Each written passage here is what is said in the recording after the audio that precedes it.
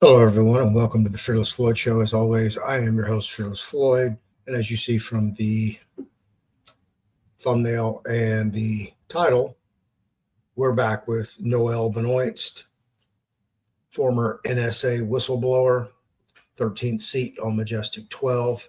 This is part 3 of the Kennedy Brothers series. We've covered John F. Kennedy, Robert F. Kennedy. This video will cover Edward Kennedy, fondly known as Teddy Kennedy. So apparently they all had nicknames. It didn't even go with their name. It's real weird because they called John F. Kennedy Jack. But Jack was, I think, the older brother who passed away, if I remember correctly. So I could be wrong. But anyway, we are here back with Noel for part 3. We will continue the interviews, the pedagogy of Noel. If you don't know what the word pedagogy means, basically the life of. There you go. You learned a new word today. That's in the banner. So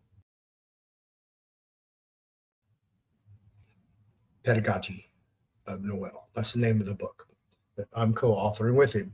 And that's what you're a part of right here watching this video. This is Noel's story, his story, and we're going to document it together. We're also going to cover Martin Luther King, that assassination, which happened April 6th of 1968. And then June 5th, 1968 is when Robert F. Kennedy was assassinated by Sirhan Sirhan, which we covered in part 2 of this video. We're also going to get into Jacqueline Bouvier, or as affectionately known, Jackie or Jackie O, as she became, but Jackie Kennedy, Jacqueline Onassis. We're also going to cover Marilyn Monroe. And then we're going to do some deep diving into MK Ultra, the Warren Commission report, how the NSA was created, Roswell, the Church Committee, and I'll see what else, what other kind of juicy tidbits I can dig up from the early, we'll just say the 60s and the early 70s, and then maybe beyond. But that's the timeline when Noel was involved with Majestic 12. If I remember correctly, it's he said 65 to 68, 3 years, but those are almost like 3 decades with some of the stuff that he'd accomplished while being a man in black. Noel was a man in black. As you've seen the movie with Will Smith and Tommy Lee Jones, that's a real thing.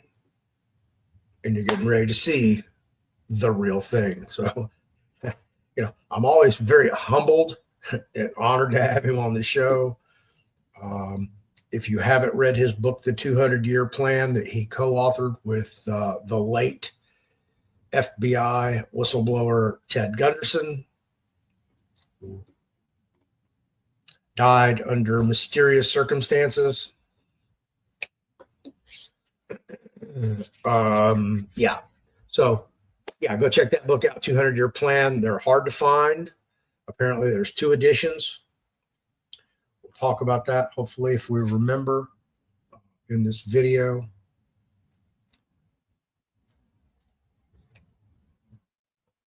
If you have any questions for Noel about his life or about something he may or may not have been involved in, leave a comment below or email me at thefearlessfloydshow@yahoo.com. So we're going to cover some other things. I made it official today, by the way. I picked up some ISBN accounts, numbers basically, international standardized book numbers. So now any book that I publish or author or co-author, I already have serial numbers in place, ready to go. So all I got to do is get it completed, edited, ready for print, copyrighted, printed, out on the open market. So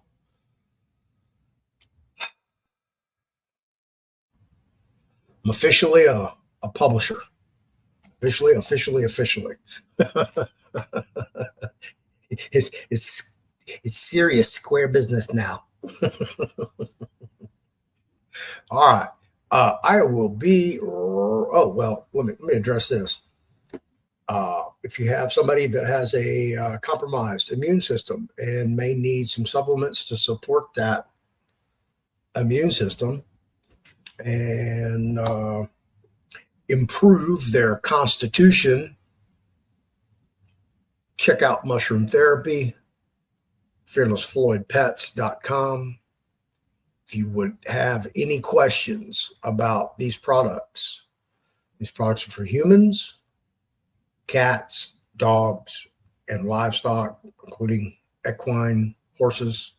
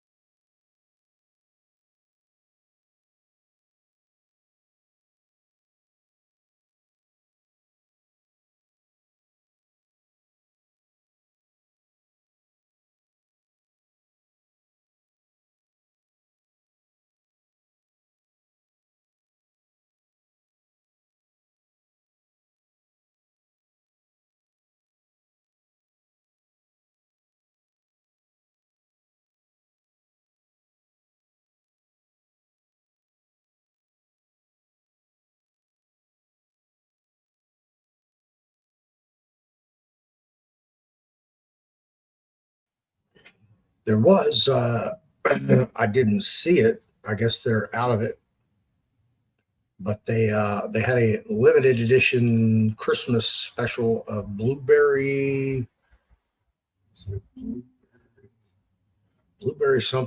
crumble coffee. So okay, guess that stuff went pretty quick. So if you need anything or you have any questions about any of those products that you just saw for yourself, your pet, your livestock, email fearlessfloydpets@gmail.com. Kristen or Diana will be more than happy to answer your questions, talk to you on the phone, or whatever it takes, so we can get healthier again and make America healthy again. Yay. Just love doing commercials. So yeah, that's fearlessfloydpets@gmail.com or fearlessfloydpets.com is the website that you can go to. Choose your products, put them in the cart. It's Christmas. bundle up, support yourself, your family, your pets, as well as your livestock. So hopefully your livestock puts some type of enjoyment or benefit into your life some way, somehow. So we should all take care of them. And I will be back with Noel Benoist. Hang tight.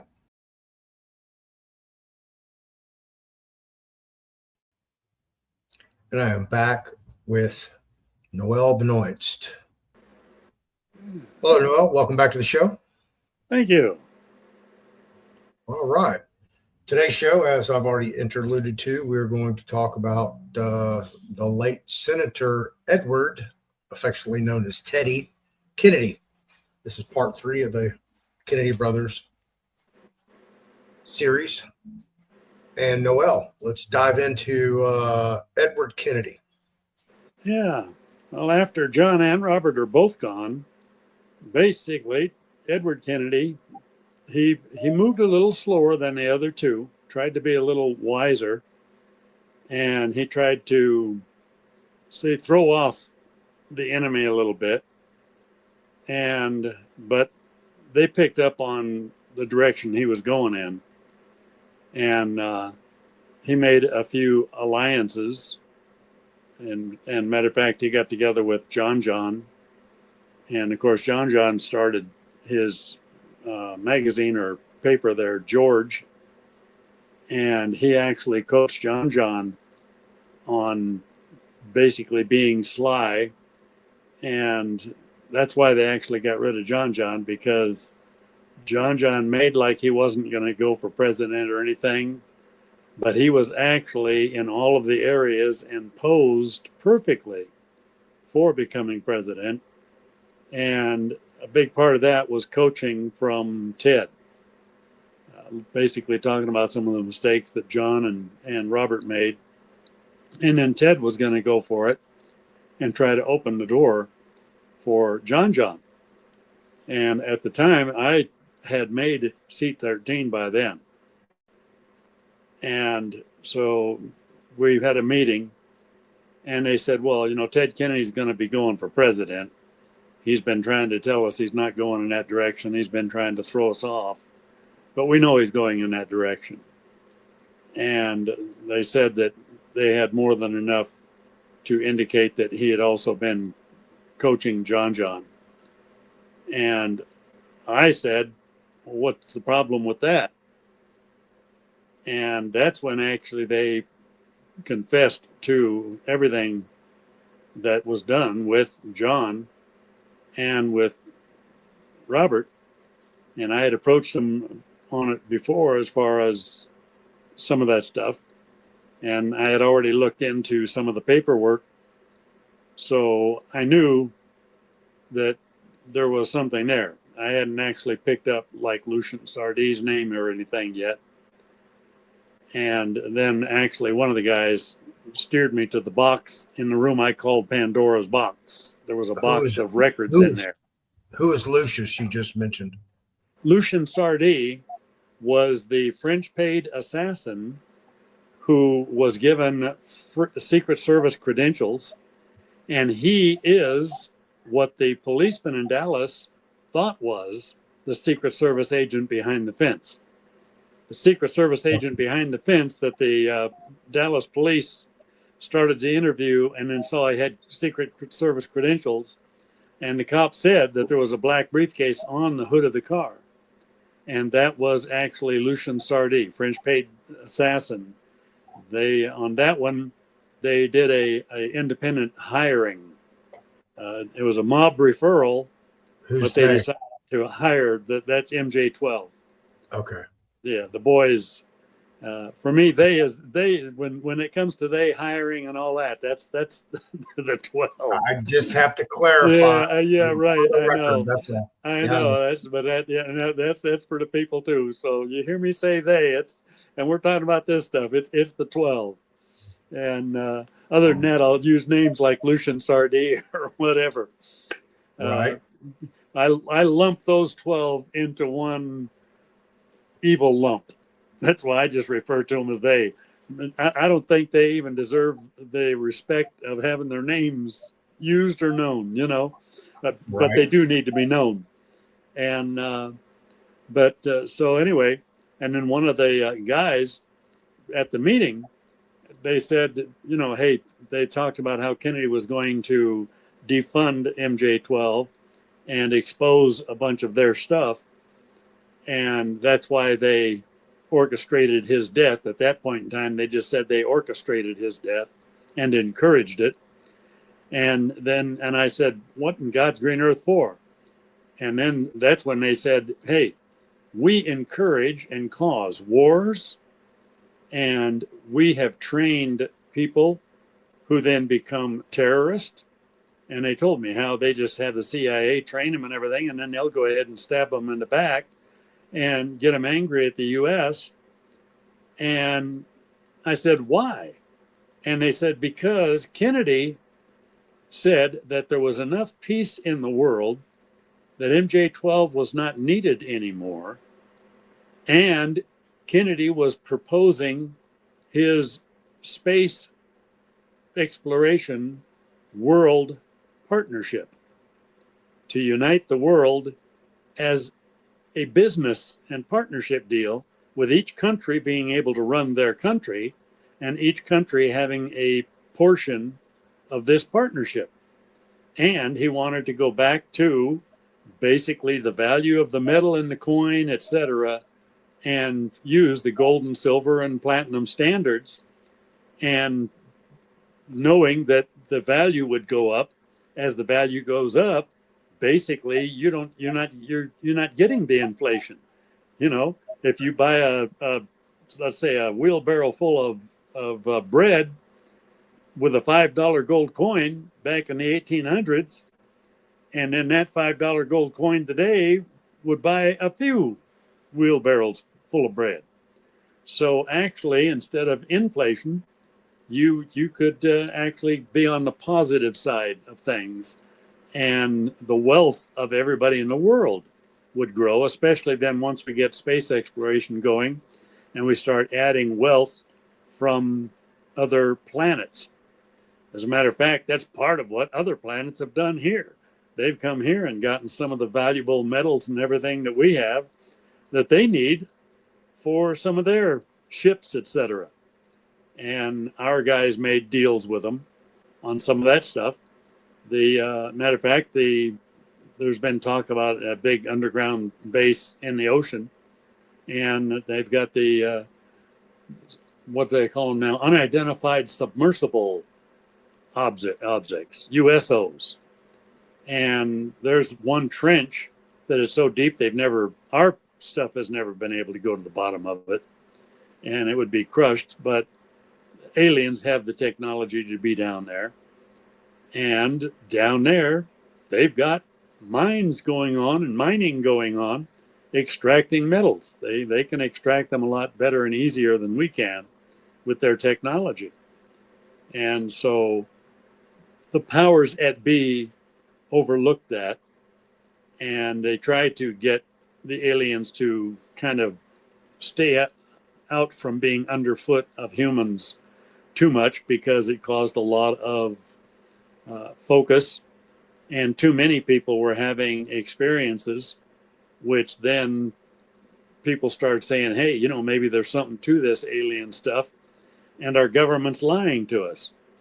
And I told them when I was in, I said, look, guys, we can't lie to the people. We've got all kinds of stuff saying that they've been out there for thousands of years or whatever. And in the Bible, angel means messenger from God. And people a lot of times confused things or aliens or whatever that have more power than man. They called them God. Some of those beings were angels created by God that fell. That's the bad ones. And then we got the good ones. And undoubtedly, God has other creatures or beings that he created in other areas of all these universes that he created. And we'll know more later. That's one of the reasons Paul said we know in part and we see in part. But once we're with God and everything gets finished, we will know as we are known. And that's one of the things God showed me. I've actually had been blessed with trips to heaven, like the old time prophets. And I saw a lot of the stuff that they saw, and actually was telling people in my hometown about it before I ever read about it. And this one Pastor Hendricks called me, and he asked me about some of the things I'd seen and what I had read or studied and everything. And I said, well, in church, all I ever got was the kids' teachings. And so then he showed me where in the Bible where some of these things were. And he knew because of my description without ever having read it, that my experiences were real. And one of the things that I have a hard time with now, when we are no longer in this body and we're in our celestial new body and we're with God in heaven, etc., everything is instant. And since I've been there a number of times, and I kind of bring some of that back with me. So some of my blood pressure and stuff is caused because I want to do too many things too fast.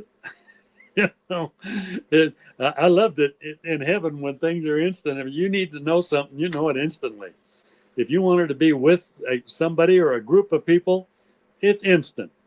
You know, you could be here 1 millisecond and be in the furthermost outreaches of space a millisecond away. It's definitely unworldly. And so some of that stuff kind of stayed with me. So I would like to do things on Earth a whole lot faster than what we do. but I got to realize we can't, not yet.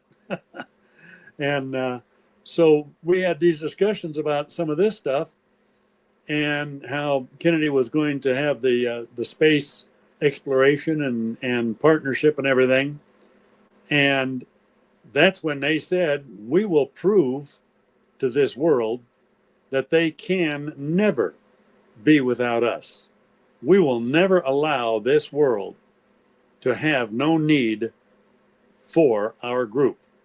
MJ12 had to be basically the head and everything else of the body, which makes them trying to replace God. And that is, Satan wants to exalt himself above God.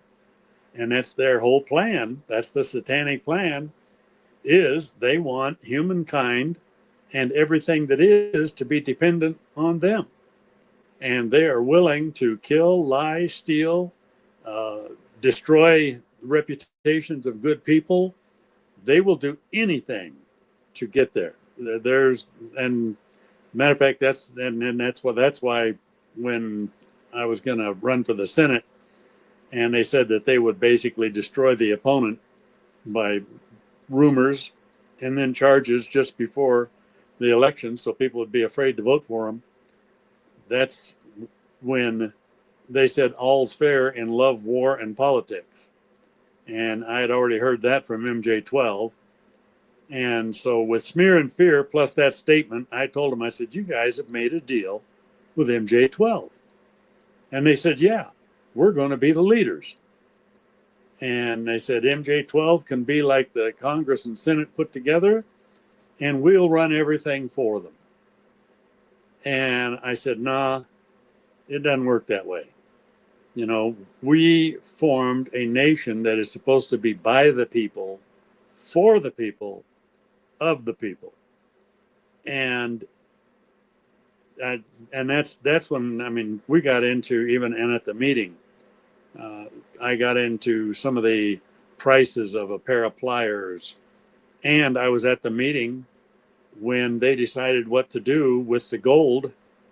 Once Doc Noss found the gold in the treasure room in White Sands, New Mexico, they kicked him off the base. And then before he could get his permits renewed and everything, they emptied out the treasure rooms. And there were priceless artifacts in there and everything that just, to me, it was a crime against humanity to melt them down. Okay, yeah, that's way off Edward Kennedy. But actually, see, Ted knew about a lot of this stuff, and so in many ways, that's why he knew that John wanted to basically set a lot of that stuff right. And they had already done the White Sands, New Mexico thing before they did Ted in. And Ted, if he got president, was going to basically expose that and try to save the rest of the artifacts. And they basically said, there is no way in hell that's going to happen. And I said, how are you going to stop it? I said, yeah, I told him, I said, you guys told me that, and just not too long before that, that you could not shoot another Kennedy because people would really cue in on, wait a See minute. a pattern. Yeah, they shot 3 of them, and I said, you can't shoot another Kennedy. What are you going to do? And they said, speed and PCP will absorb through the skin. And I said, we've got his psychological profile, his physical profile, and there's going to be a party at Chappaquiddick on the island there. And they said, we got Mary Jo Kopechne, I think her name was, and we paid her $5,000 up front, promised her $70,000 waiting at a bank at like the Cayman Islands or something like that. It was one of those islands where there's no extradition and you could bank there and they wouldn't be reporting it to the American government. And then we promised her $75,000 a year every year after that. And she's going to go to Kennedy and tell Kennedy that she left her pregnancy medication at her home and they've got to go to her home. There's no time to tell anybody or anything. And they let them drive over there normal, but then they got into his car and dusted the steering wheel with the strength of PCP that they knew he would then touch it enough times that absorbed through the skin, and at Chappaquiddick is where he would OD. So they knew when he OD'd and saw all these boats in the water that he would basically hallucinate like he was in a boat. And off he goes into the water. And I said, well, what about your agent, Mary Jo? She's expendable. I said, so in other words, you don't really plan on paying her or having her go to an island. They said, not unless she makes it out alive. Then we'll take care of her for a while. And then she'll drown, have a scuba diving accident, or one way or another, the liability will be gone. And that's just, and they were just, matter of fact, totally ice cold about the whole thing.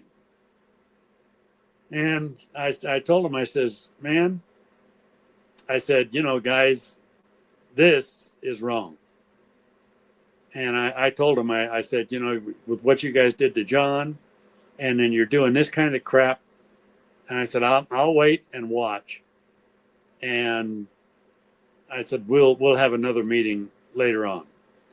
Well, when they really did it, and I saw they did it, and they didn't listen to me or anything else, as far as like saving some of those artifacts, etc.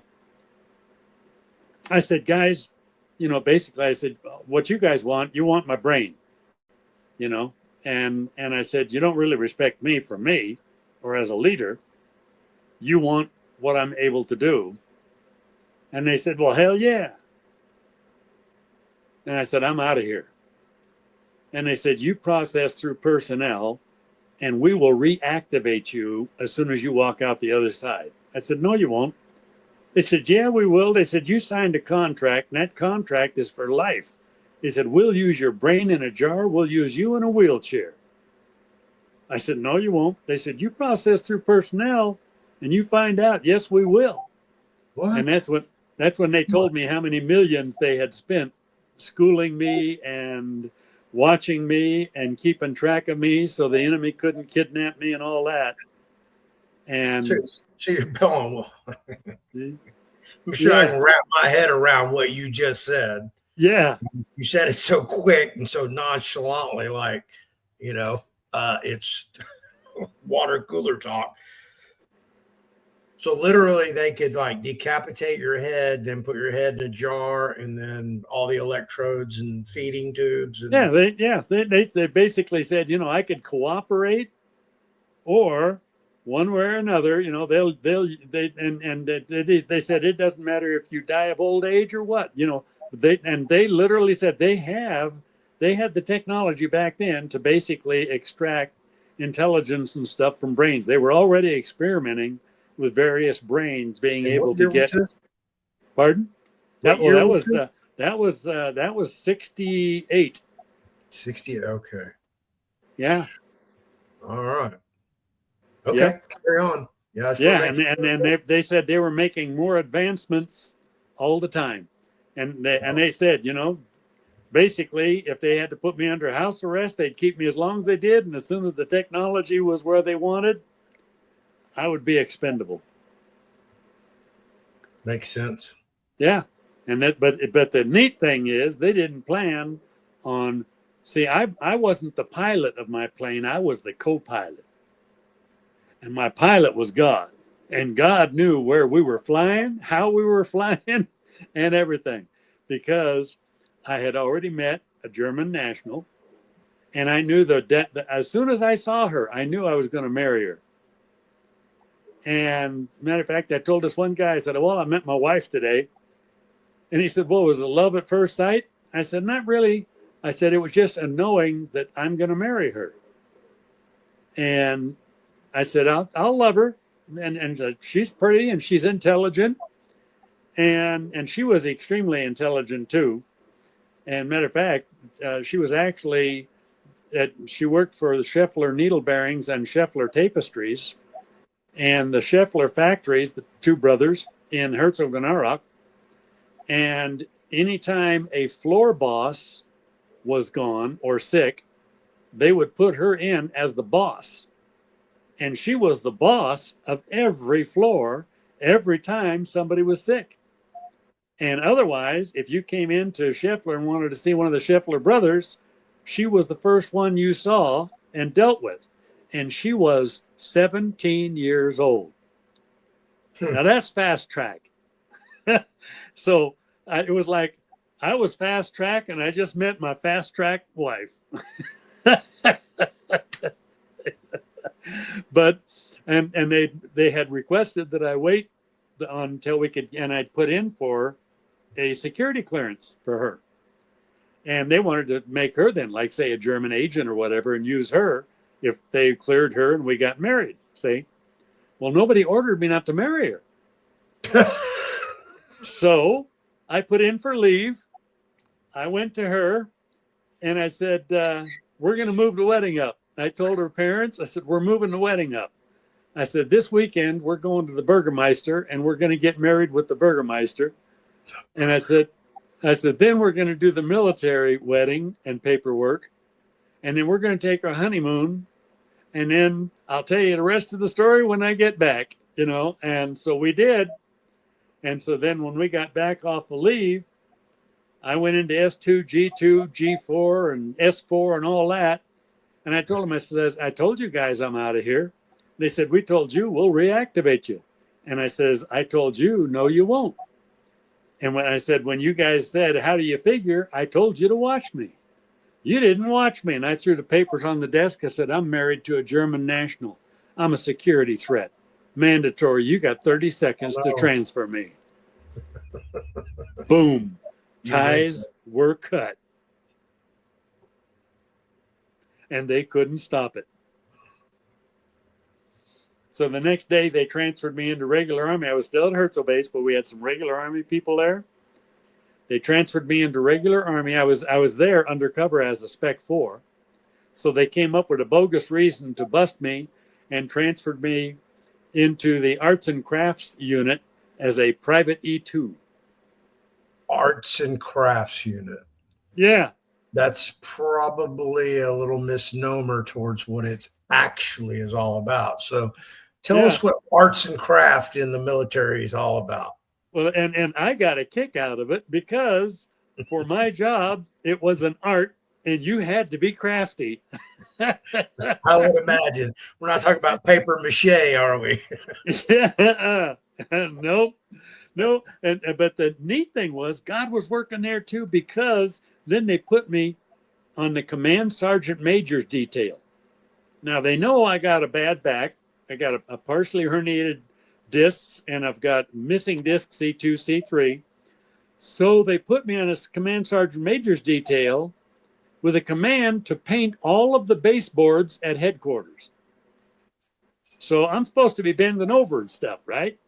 Right. Well, I went down to the supply, and I got the backs of the 8.5 by 14 legal pads, and I got that cardboard, and I got about 4 of those, and I put the paint on one, put my knee on it, and then I take another one, and I'm going along using it for an edger, and I'm dipping paint and using the one on my knee and the one up on top side, like you would use tape, so I got good edges. And as fast as I can scoot with my other leg, I'm painting the baseboards. Well, Command Sergeant Major McLean came out, and he says, "Damn, Benoist, you do good work." I did, even with my disabilities, I did 3 floors of the headquarters in an hour and a half. All the baseboards. And I said, "Well, Sergeant Major," I said, "my dad told me, he taught me one way. He said, you do your best and the rest will take care of itself."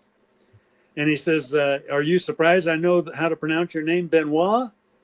And I said, "No." He said, "I said a lot of guys in the military and stuff pronounce it Benoist, English Benoist, French Benoist. But I said, there are people who know the French pronunciation." He says, "Well, what are you doing Friday?" And I said, "I got nothing planned."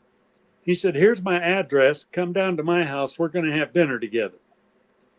So next day he put me on, they were doing bleachers. And so I worked with them on the bleachers. And I think that was like Friday. And we finished the first set of bleachers that Friday.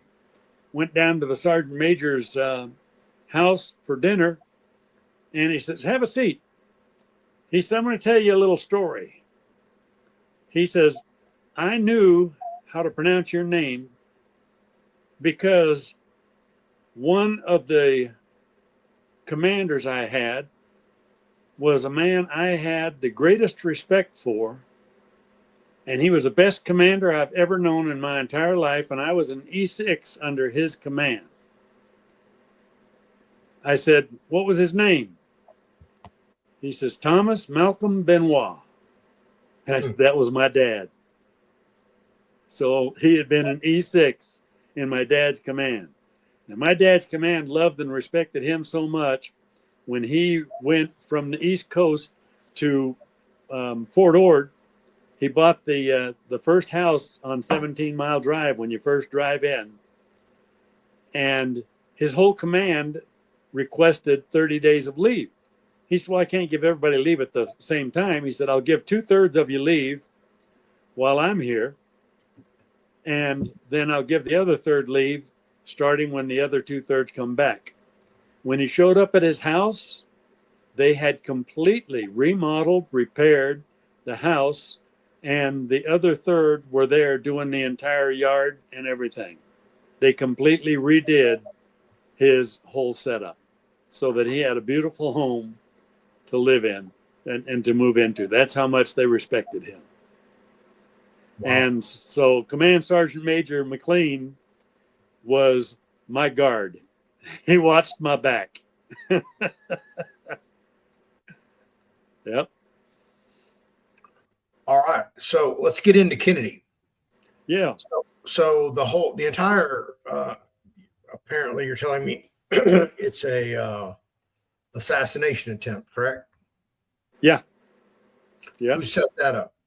MJ-12? MJ-12 said they every assassination of every world leader that we know of has actually been MJ-12 involvement in their group. Illuminati, Knights Templar, the Knights Templar did some of that stuff too. That's how they became basically the first world bank.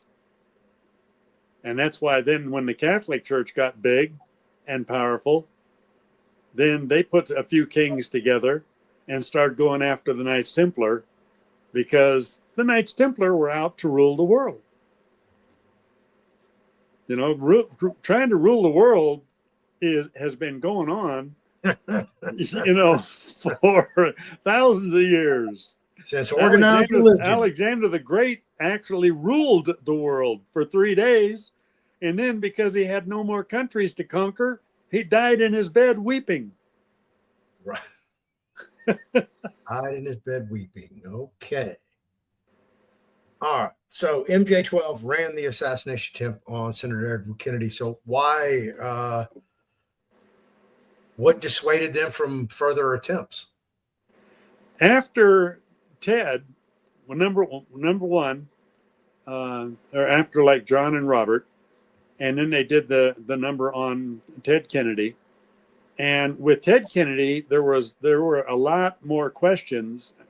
And the thing is, there was no FAA investigation as to why that plane went down. Media started getting on it.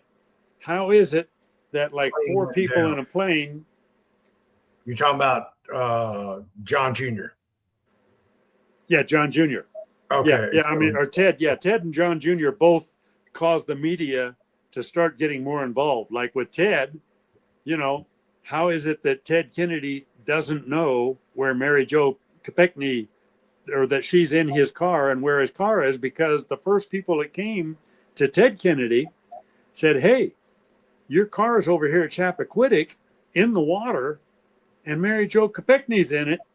And he's like, what are you talking about? Because when they come down off of PCP, they got amnesia. Well, doctors examined Ted, and doctors actually validated the fact that, hey, he cannot remember from here to here. He has amnesia. And I think they probably did some blood tests. And if they did some blood tests, then PCP would show up. Oh, okay. So, go ahead. Yeah. So then basically that started, you know, the Kennedys, they gave the Kennedy family a little more evidence. It caused media to look a little further into things. And then more or less that whole thing there, you know, they tried to chill for a while. And then they more or less made a mistake by going after John, because there were a lot of questions there. Why did the plane go straight down? Why didn't somebody grab the stick? And they had all of these excuses in a heavy fog. You can't tell if you're going down or up. You got an altimeter on sitting right in front of you.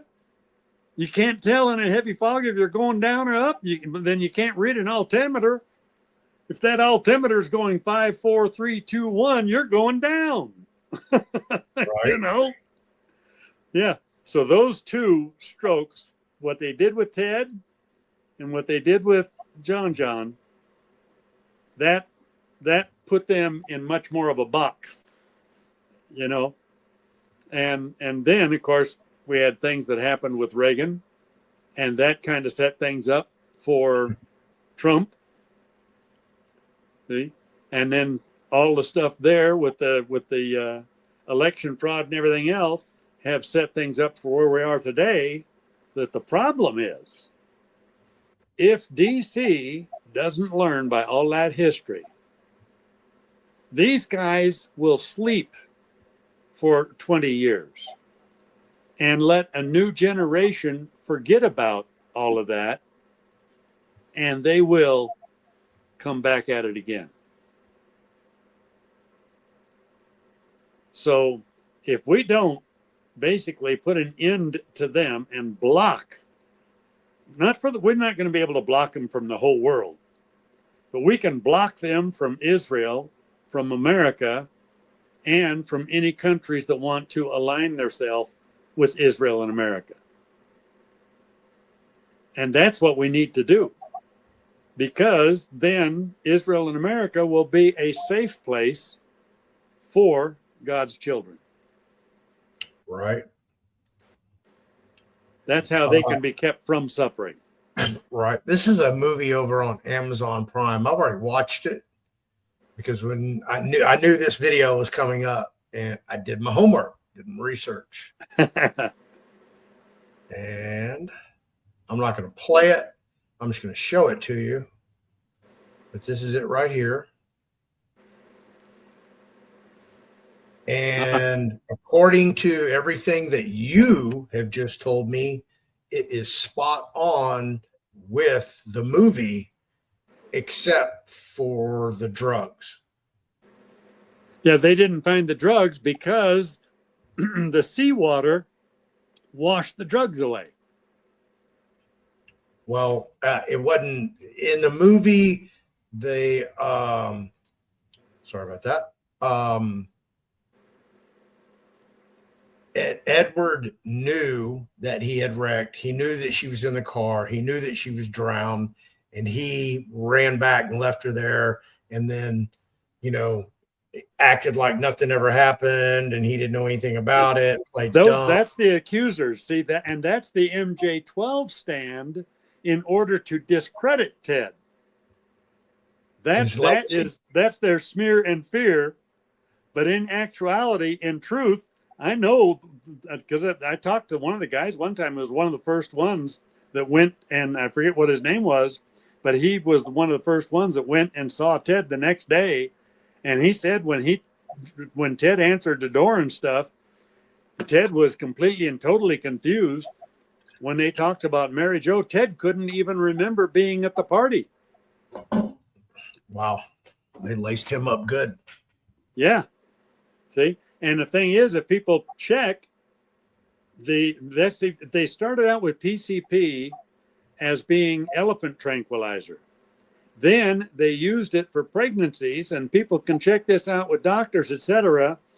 When they used it with pregnancies, they would bring the baby in, and a woman would not even remember 9 months of pregnancy.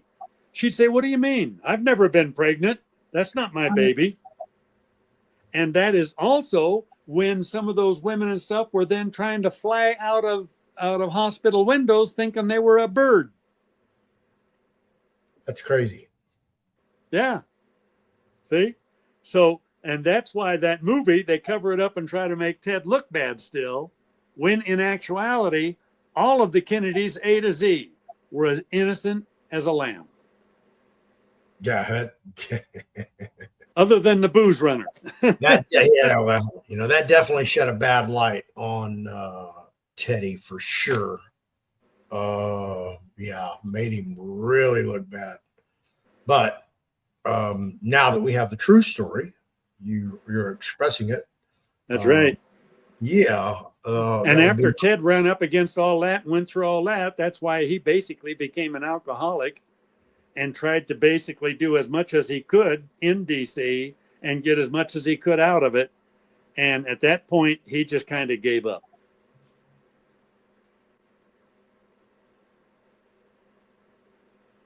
Which most senior senators do when they get a young, aggressive, eager junior senator in there as well. That's what happened here in Texas with John Cornyn and Ted Cruz. Ted Cruz got in there and stole all the fire out of John Cornyn. John Cornyn's just riding it out. Yeah. Yeah. Matter of fact, on Ted Cruz, I pulled my endorsement of Ted Cruz because he is too much like a senator that MJ-12 would basically be dealing with. He's cocky, hot-headed, high-minded, and I think that he is actually a Republican traitor. It could be. I don't know for sure. He was the Solicitor General for the United States.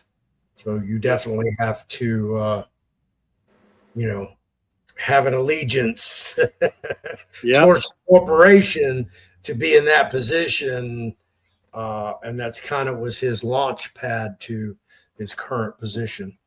Yeah. I'm sure he'd love to be the senior senator from Texas, but is what it is. Well, I was a psychological profiler, and I profiled CIA, I can recognize them real easy. I profiled MJ12, and that's why we've got to work on JD Vance, because he's got some MJ12 buddies, and I think he might be right now deceived like I was at first, but he's got some connections there. So he's JD got the potential of going either way. JD Vance, the vice president.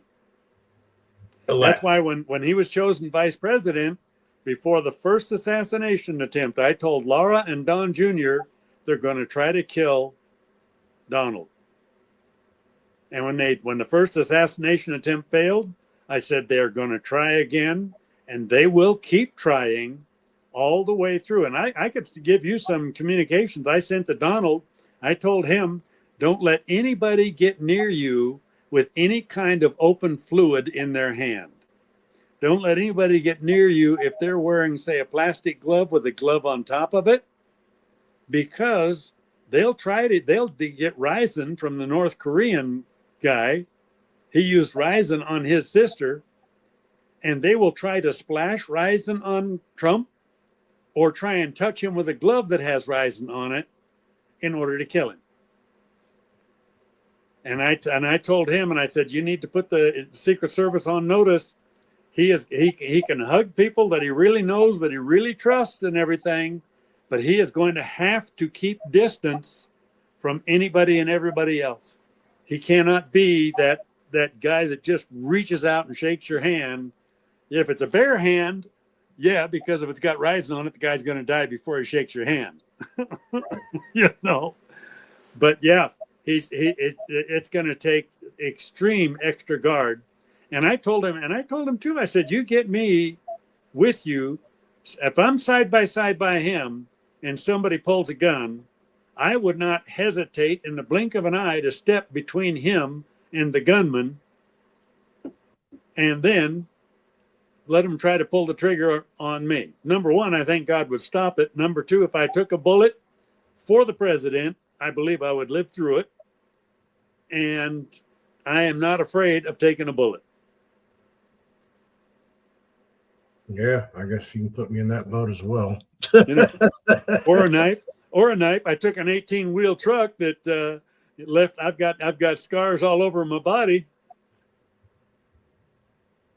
So if I took an 18-wheel truck and went flip-flopping down the road and in this gravel and everything else, you betcha. Yeah. And they were talking bone grafts and skin grafts and muscle grafts. And I told them to get me a couple of salves and beeswax that from Switzerland or Sweden, and basically back on my feet. Right.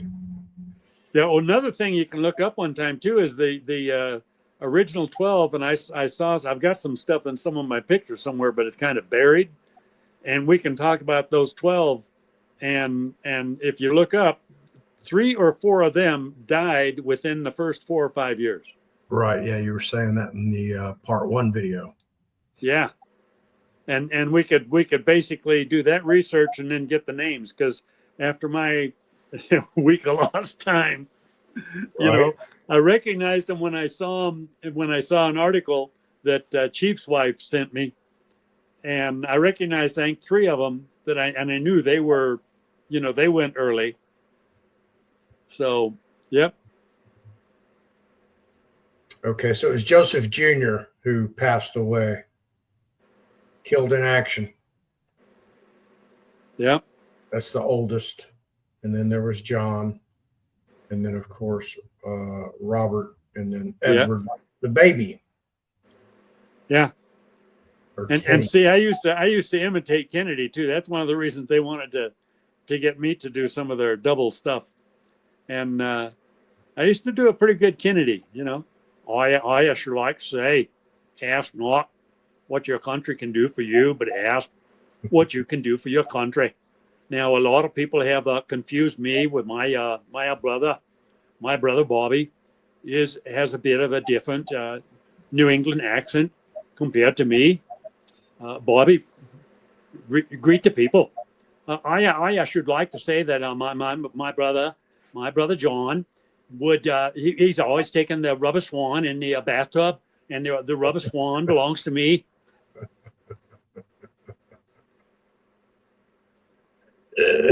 You're too much. That's funny. So let's get back to Edward. So no further attempts on his life, but for the most part, drank himself to death. And yeah, they boxed him in. Grief. They put him on notice and boxed him in. You want to stay alive, toe the line. You can do a little bit, but you're limited.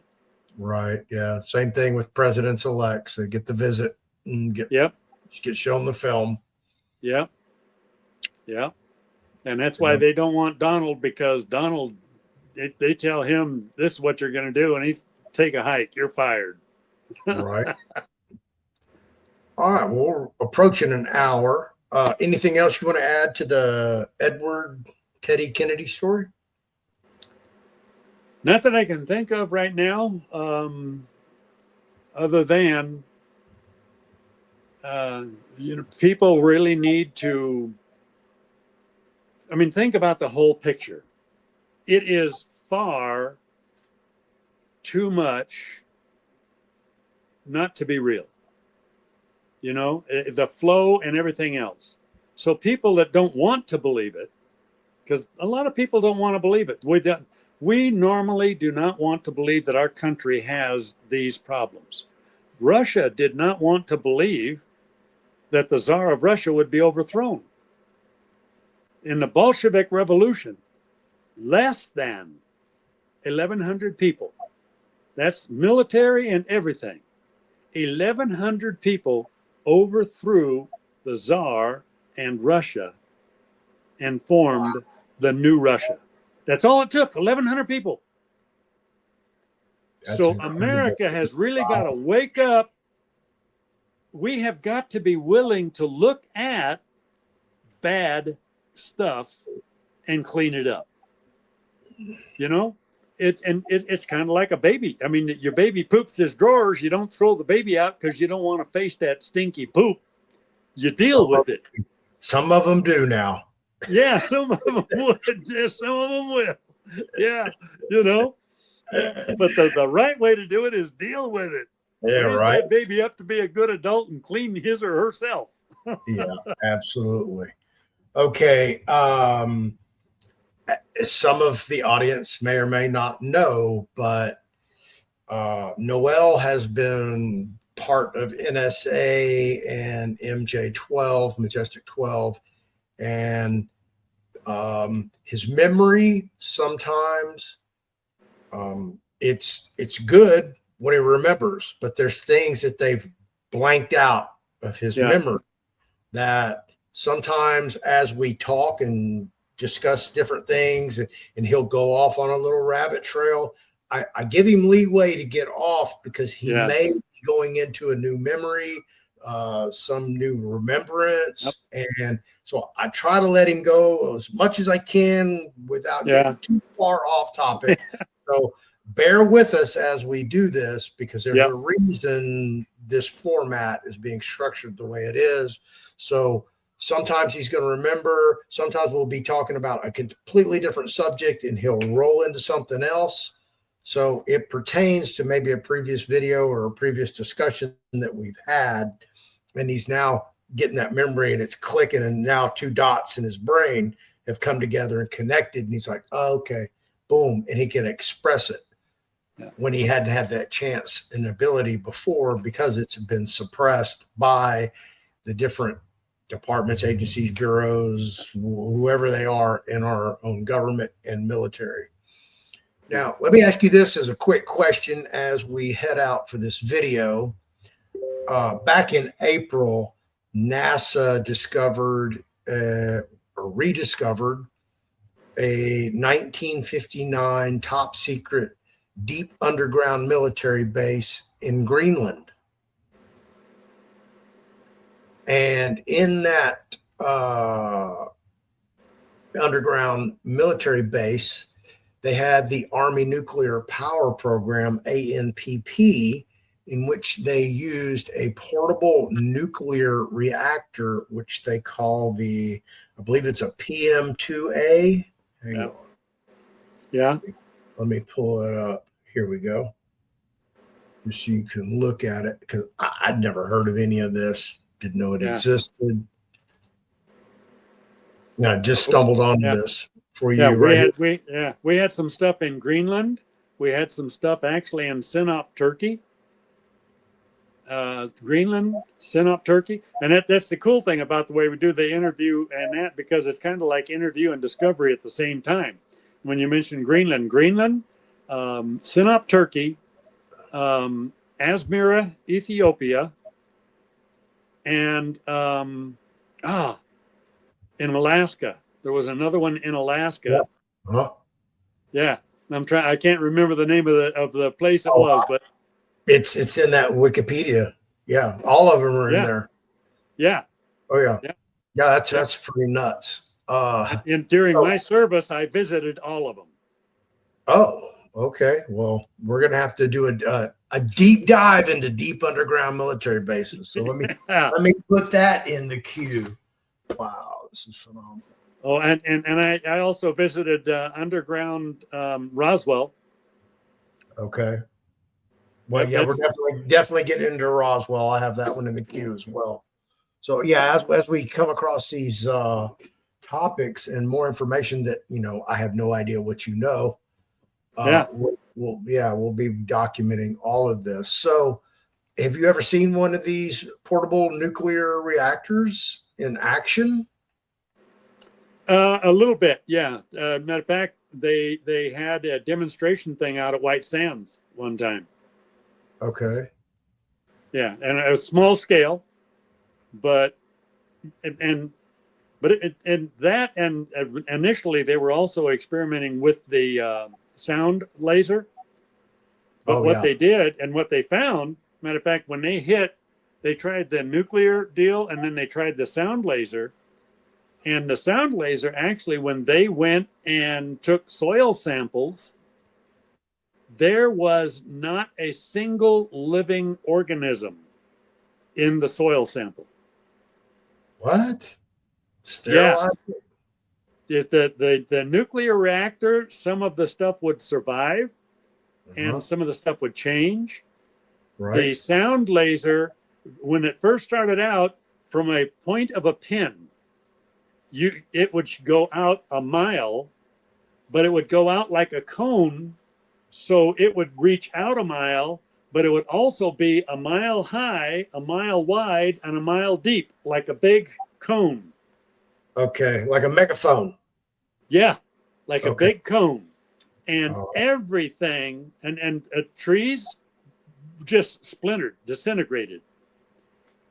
And when they tested the soil, there was the soil was as dead can be.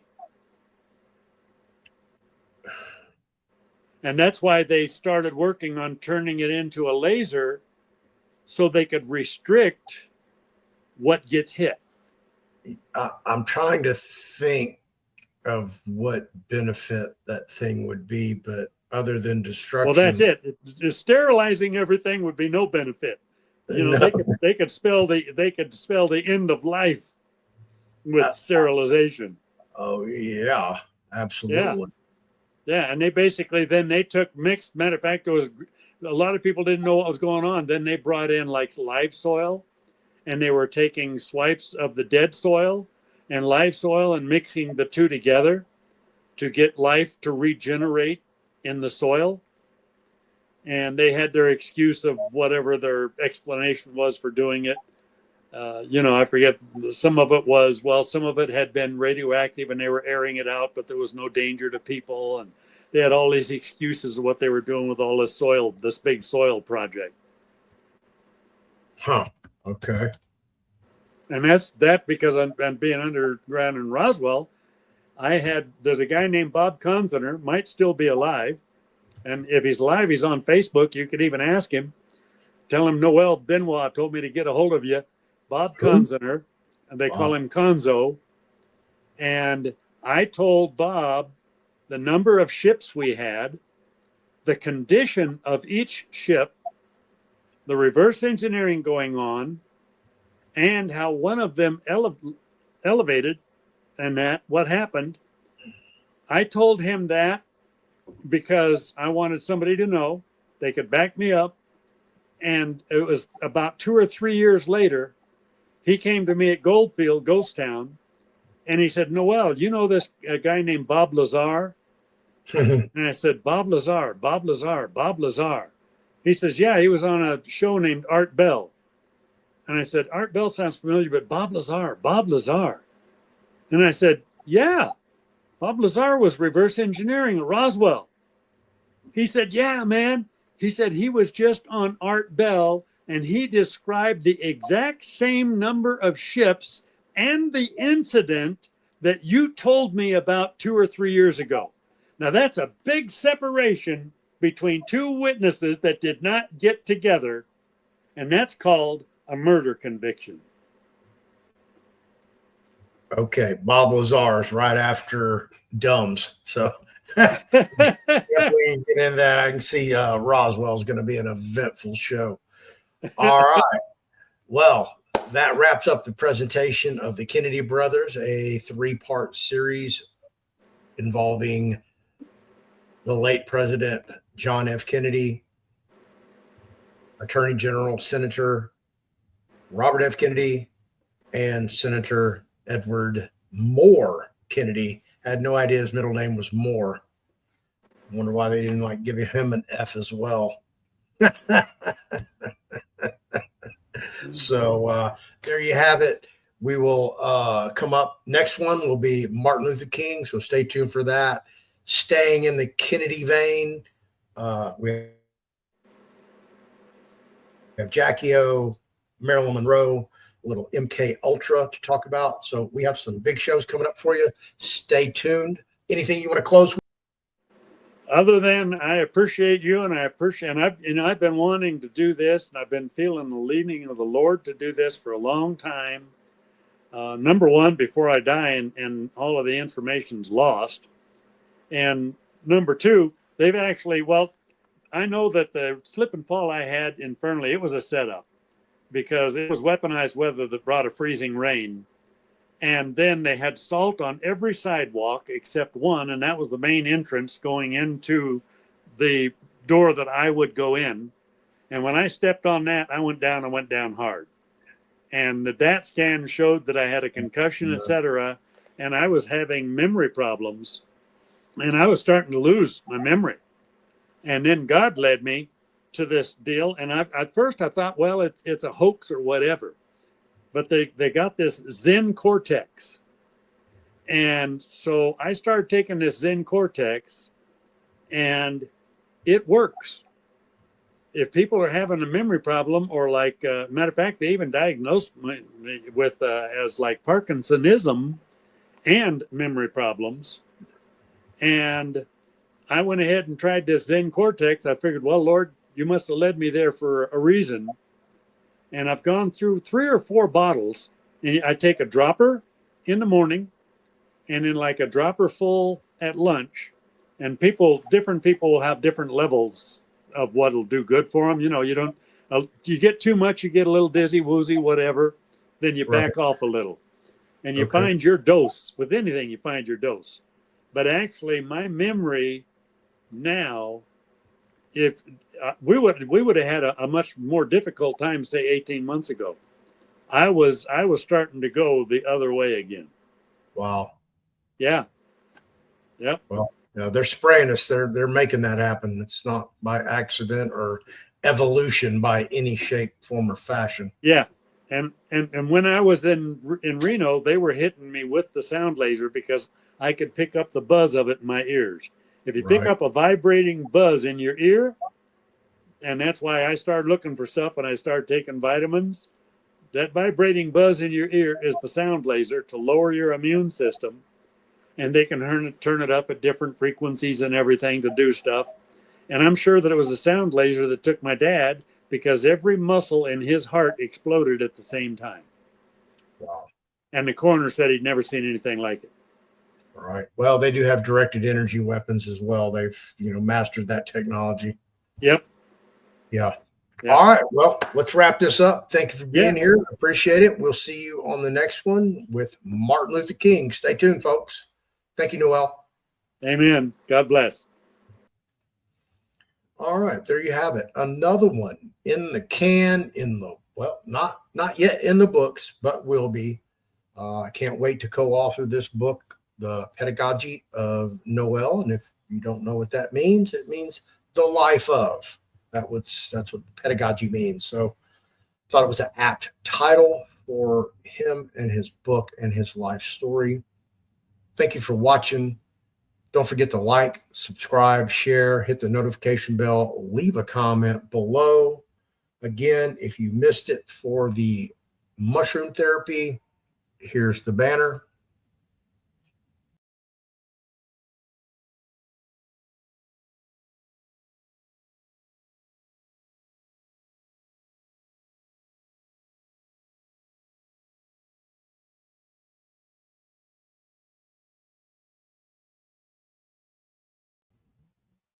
Thank you, everyone, for being here. See you in the next video.